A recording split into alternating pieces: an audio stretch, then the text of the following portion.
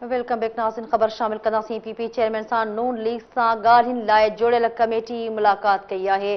बिलावल भुट्टो ज़रदारी सां कमेटी मेंबरनि ज़रदारी हाउस में मुलाक़ात कई आहे। बिलावल भुट्टो ज़रदारी सां मुराद अली शाह, कमर ज़मान कायरा, शुजा ख़ान, सनाउल्ला ज़हरी ऐं ॿियनि मुलाक़ात कई आहे। मुलाक़ात बाबति तव्हांखे आगाह कयूं पिया। पीपी चेयरमैन बिलावल भुट्टो ज़रदारी सां नून लीग सां ॻाल्हियुनि लाइ जुड़ियल कमेटी जे मेंबरनि मुलाक़ात कई आहे। बिलावल भुट्टो ज़रदारी सां कमेटी मेंबरनि ज़रदारी हाउस में मुलाक़ात कई आहे।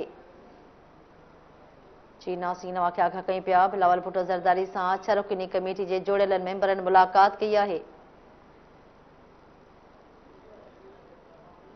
नाज़रीन, तव्हांखे आगाह कंदासीं। वॾे वज़ीर सैयद मुराद अली शाह, कमर ज़मान कायरा, शुजा ख़ान, सनाउल्ला ज़हरी ऐं ॿियनि मुलाक़ात कई आहे।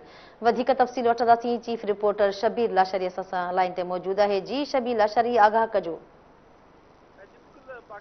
पार्टी के चेयरमैन बिलावल भुट्टो ज़रदारी पारां जेका मुख़्तलिफ़ सियासी पार्टियुनि सां राब्ते ऐं कोऑर्डिनेशन बाबति जुड़ियल कमेटी आहे, उन कमेटी जे मेंबरनि ज़रदारी हाउस इस्लामाबाद में बिलावल भुट्टो ज़रदारी सां मुलाक़ात कई आहे।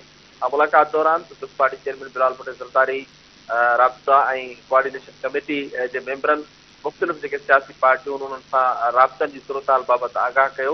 हीअ जेका मुलाक़ात थी आहे उनमें कमर ज़मान कायरा, अॻूणो वॾो वज़ीर सैयद मुराद अली शाह, नवाब सनाउल्ला ज़हरी, शुजा ख़ान, सईद गनी, नदीम अफ़ज़ल चंद ऐं बहादुर ख़ान सियड़ जेके आहिनि उहे मौजूदु हुया। जन पाकिस्तान पार्टी जी चेयरमैन बिलावल भुट्टो ज़रदारी खे मुख़्तलिफ़ सियासी पार्टियुनि सां हुकूमत साज़ी बाबति जेका ॻाल्हि ॿोल थी आहे उन ॻाल्हि ॿोल खां आगाह कयो आहे।